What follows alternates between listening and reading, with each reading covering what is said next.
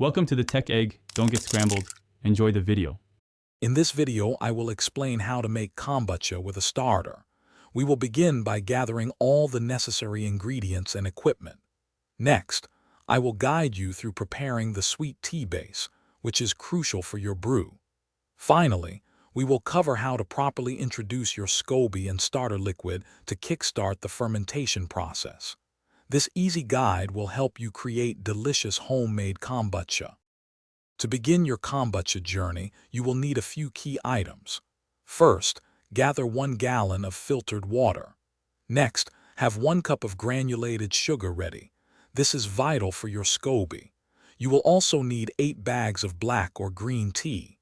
For equipment, ensure you have a clean 1-gallon glass jar and a breathable cloth cover with a rubber band. Now let's prepare the sweet tea base. First, bring half a gallon of filtered water to a boil.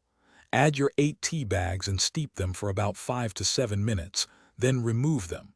While the tea is still hot, stir in 1 cup of granulated sugar until it is completely dissolved.